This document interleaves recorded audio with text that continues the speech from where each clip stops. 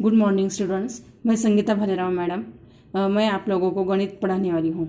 देखो बच्चों, अभी हम लोग पिछले वीडियो में हम लोगों ने त्रिभुज के कोणों के गुणधर्म तथा उनके कोणों के समद्विभाजकों के गुणधर्म तथा रेखाखंड भुजाओं के लंब समद्विभाजक के गुणधर्म देखे हैं। अभी उसके आगे वाला भाग जो है वो हम लोग इस वीडियो में देखने वाले हैं। अभी देखो, इसमें हम लोग देखने वाले हैं त्रिभुज की रचना। अभी देखो, त्रिभुजों की रचना करते समय सबसे पहले हम लोगों के पास कंपास का सभी साहित्य होना आवश्यक है। जैसे कि पेंसिल जो है वो हमारी बिल्कुल अच्छी तरह से शार्प की हुई चाहिए, मतलब उसका जो नोक है वो बिल्कुल नुकीला होना चाहिए। इसीलिए कंपास का सभी साहित्य लेकर ही आप लोग ये रचना कर सकते हैं। इसके लिए पट्टी की आवश्यकता है, रबर की आवश्यकता है, पेंसिल वगैरह सब उसकी आवश्यकता है। देखो बच्चों, कोई भी निर्माण कार्य यानी कोई भी इमारत अगर बांधने की है तो उसके लिए पहले वो जो बिल्डर होता है वो क्या काम करता है, तो सबसे पहले जो बिल्डिंग बनानी है, जिस जगह पर बनानी है, तो उसका पहले क्या करता है, मानचित्र तैयार करता है, यानी उसका मैप तैयार करता है। तो उसी तरह हम लोगों को भी ये त्रिभुज की रचना जो है वो करते समय हम लोगों को भी कच्ची आकृति तैयार करनी आवश्यक होती है, और उसका अनुरूप देख के ही हम लोग उसकी पक्की आकृति बना सकते हैं। तो सबसे पहले हम लोग अभी इस पार्ट में त्रिभुज की 4 प्रकार की रचना देखने वाले हैं। तो उसमें से पहली जो रचना है वो है त्रिभुज की 3 भुजाओं की लंबाई दी हो तो त्रिभुज की रचना करना। देखो, पहली जो रचना है, त्रिभुज की तीनों भुजाओं की लंबाई दी गई हो तो उसके आधार पर त्रिभुज की रचना करना, ये हम लोग पहली रचना देखने वाले हैं। अभी इस रचना के लिए मैंने एक उदाहरण अपने मन से लिया है, जैसे कि त्रिभुज पी क्यू आर की रचना करो, जिसमें लेंथ क्यू आर बराबर 5 सेंटीमीटर, लेंथ पी क्यू बराबर 4 सेंटीमीटर और लेंथ पी आर बराबर 3 सेंटीमीटर हो। देखो, उदाहरण यहाँ पर मैंने अपने मन से लिया है। अभी इस प्रकार आप लोग भी अपने मन से उदाहरण लेकर भी ये रचना प्रैक्टिस के लिए कर सकते हैं। अभी देखो, ये जो उदाहरण लिया है तो इसमें हम लोगों ने सबसे पहले कच्ची आकृति की है। देखो बच्चों, त्रिभुज की रचना करना, इस प्रकार का जो प्रश्न होता है वो आपको परीक्षा में 3 मार्क्स के लिए आता है। अभी 3 मार्क्स के लिए जो आता है तो उसमें से कच्ची आकृति जो होती है उसको 1 मार्क्स होता है, और जो बाकी की आपकी आकृति होती है उसको 2 मार्क्स होते हैं। तो उसमें से कच्ची आकृति अगर आपकी सही होगी तो ही आप लोगों की ये पक्की आकृति भी सही हो सकती है। इसीलिए सबसे पहले कच्चे दी गई जानकारी के आधार पर हम लोगों को पहले कच्ची आकृति बना लेनी की है। जैसे यहाँ पर हम लोगों ने जो उदाहरण में लिखा है कि लेंथ में क्यू आर बराबर 5 सेंटीमीटर। देखो बच्चों, इस प्रकार की रचना करते समय हम लोगों को यह समझ लेने का है, तो इसमें जो भी सबसे ज़्यादा लंबाई वाली जो भुजा है वो कौन सी है, लेंथ क्यू आर। इसका मतलब जिस भुजा की लंबाई ज़्यादा है उसको हमेशा हमें आधार में लेने का है, और इसीलिए यहाँ पर आधार में हम लोगों ने क्यू आर जो सबसे बड़ी भुजा है उसकी लंबाई है 5 सेंटीमीटर, इसको लिया है। और उसके बाद लेंथ पी क्यू बराबर 4 सेंटीमीटर है और लेंथ पी आर बराबर 3 सेंटीमीटर है। तो इसीलिए सबसे पहले हमें कच्ची आकृति तैयार करनी है और बाद में ही हम लोगों को पक्की आकृति बनाने की है। अगर आपकी कच्ची आकृति सही आ गई तो आप लोग पक्की आकृति भी सही तरह से बना सकते हैं। अभी पहले कच्ची आकृति इस प्रकार आप लोग किसी भी माप के सिवा बना लेने की है, मतलब इसके लिए कोई माप लेने की आवश्यकता नहीं है, ये आप लोगों को अपने मन से बना लेने की है। लेकिन सिर्फ उसको जो पक्की आकृति हमें जो बनाने की है तो उसके लिए उसके भुजाओं की लंबाई का माप जो है वो यहाँ पर लिख के रखने का है। अभी ये अपनी कच्ची आकृति होने के बाद हम लोग अभी पक्की आकृति बनाएंगे। पक्की आकृति बनाने के लिए हमें पट्टी, पेंसिल और प्रकार यानी कंपास की आवश्यकता है। देखो, यहाँ पर मैंने आपको दिखाने के लिए रेड पेन का यूज़ किया है, लेकिन आप लोगों को आकृतियाँ बनाते समय पेंसिल का ही उपयोग करना है।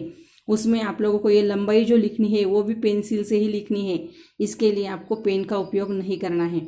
तो देखो, यहाँ पर हम लोग पक्की आकृति बनाएंगे। पक्की आकृति बनाने के लिए सबसे पहले हम लोगों को भुजा क्यू आर जो है वो आप लोगों को बनाने की है। अभी भुजा क्यू आर की लंबाई है 5 सेंटीमीटर। तो हमेशा जैसे हम लोगों ने इसके पहले बढ़ा है वैसे ही पट्टी जो है अपनी बराबर पहले क्यू या आर बिंदु जो है वो उसको स्थापन करने का है, और उसके बाद बराबर देखो क्यू बिंदु जो है इस पर हम लोगों ने शून्य जो है वो रखा है, और उसके बाद देखो यहाँ पर बराबर देखो मेरा जो उंगली है यहाँ पर बराबर देखो 5 सेंटीमीटर, 0 से लेकर 5 सेंटीमीटर जो है ये लंबाई मैंने QR की ली है। अभी ये लेने के बाद में अपना जो प्रकार है, तो ये प्रकार जो है तो उसमें अपने पास जो पट्टी है, अभी हम लोगों को लेने का है लेंथ PQ की लंबाई यानी 4 सेंटीमीटर। अभी इसके लिए भी जैसे ही हम लोगों ने प्रकार जो है अपना, तो इस प्रकार को इस तरह से देखो, पहले उसका जो लोहे का सिरा जो रहेगा जो मैंने उंगली से लगा के रखा है, तो ये बराबर 0 पर यानी पट्टी पर देखो बराबर 0 पे होना चाहिए। और उसके बाद जो पेंसिल वाला जो होता है वो बराबर 4 पर आना चाहिए। ये देखो, तो इस तरह से उसको इसको बराबर देखो ऐसे 4 पर लेकर आने का है। और बाद में जहाँ पर Q बिंदु जो है, तो इस Q बिंदु पर हम लोग पहले क्या करेंगे, अपना लोहे का सिरा रखेंगे। और लोहे का सिरा रखने के बाद यहाँ पर हम लोगों को चाप बनाने का है। और चाप बनाते समय छोटा नहीं बड़ा वाला चाप बनाने का है, इस तरह से प्रकार से बड़ा वाला चाप बनाने का है। उसके बाद वही क्रिया बाद में फिर से PR के लिए बनानी है, लेकिन अभी PR की लंबाई कितनी है, 3 सेंटीमीटर। तो फिर हम लोग क्या करेंगे, अभी अपना जो लोहे का सिरा है वो पट्टी पर 0 पर रखेंगे। और उसके बाद 0 से लेकर 3 सेंटीमीटर का जो डिस्टेंस है वो हम लोग अभी कंपास में लेने वाले हैं। देखो यहाँ पर मैंने करके दिखाया है, 0 से लेकर 3 सेंटीमीटर का डिस्टेंस जो है वो हम लोगों को प्रकार में लेने का है। और ये लेने के बाद में लोहे का सिरा जो है वो अपना Q पर रखने का है। और उसके बाद यहाँ पर भी ऐसा चाप बनाने का है। और चाप बनाने के बाद इस तरह से हम लोगों को ये जहाँ पर ये दोनों चाप एक दूसरे को एक बिंदु में मिलते हैं, तो ये अपना P बिंदु होता है। और फिर यहाँ पर P बिंदु मिलने के बाद यहाँ पर पट्टी से हम लोगों को क्या करने का है, ये जोड़ लेने का है। जैसे कि मैंने यहाँ पर पट्टी से इनको इस तरह से पट्टी से यहाँ पर जोड़ लिया है। तो इस तरह से हम लोगों ने ये जो रचना जो है वो की है। तो फिर बाद में हम लोगों को इसको नाम देने का है। यहाँ पर है 4 सेंटीमीटर और यहाँ पर है 3 सेंटीमीटर। तो इस तरह से हम लोगों की ये रचना जो है वो पूरी हो गई है। अभी उसके बाद देखो आपका प्रश्न संग्रह 2, तो इसमें 3 गणित, पहले प्रश्न में 3 उदाहरण दिए हैं। ये तीनों उदाहरण आप लोगों को इसी प्रकार हल करने हैं, जिसमें आप लोगों को पहले कच्ची आकृति बना लेने की है और उसके बाद पक्की आकृति बनाने की है। उसके बाद आप लोगों को प्रश्न संग्रह 2 में प्रश्न दूसरा है, तो जिसमें आप लोगों को आधार दिया है 5 सेंटीमीटर और प्रत्येक भुजा का माप दिया है 3.5 सेंटीमीटर। इस तरह से आपको समद्विबाहु त्रिभुज बनाना है। तो उसके लिए भी मैंने वही प्रोसेस की है, पर फिर से वही कृति की है। देखो पहले मैंने कच्ची आकृति बना ली है। कच्ची आकृति में सबसे बड़ी भुजा कौन सी है, 5 सेंटीमीटर, इसलिए उसको आधार में लिया। त्रिभुज को नाम मैंने अपने मन से दिया है त्रिभुज ABC। तो यहाँ पर 5 सेंटीमीटर और दोनों समद्विबाहु त्रिभुज यानी 2 ही भुजाएं समान होती है, तो इसलिए ये भी 3.5 सेंटीमीटर और ये भी 3.5 सेंटीमीटर।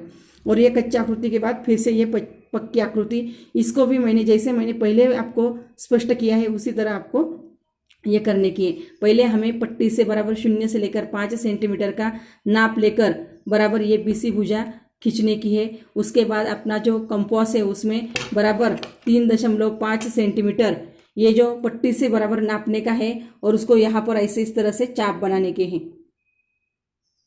तो इस तरह से चाप बनाने के हैं। जैसे यहाँ पर चाप बनाया वैसे बाद में प्रकार जो है वो अपना C बिंदु पर रखने का है और उसको भी यहाँ पर चाप बनाने के हैं। दोनों को चाप बनाने के बाद यहाँ पर फिर से आप लोगों को ये यहाँ पर पॉइंट मिल जाता है। पॉइंट मिलने के बाद इसको नाम देने का A और बाद में AB जो है वो जोड़ लेने का पट्टी से, उसके बाद ये भी जोड़ लेने का। देखो इस तरह से हम लोगों का ये समद्विबाहु त्रिभुज बन जाता है। अभी देखो ये दोनों उदाहरण मैंने करके दिखाए, लेकिन इसमें मैंने ये जो चाप खींचे हैं ये चाप मिटाने के नहीं है, ये चाप जैसे कि वैसे रखने के।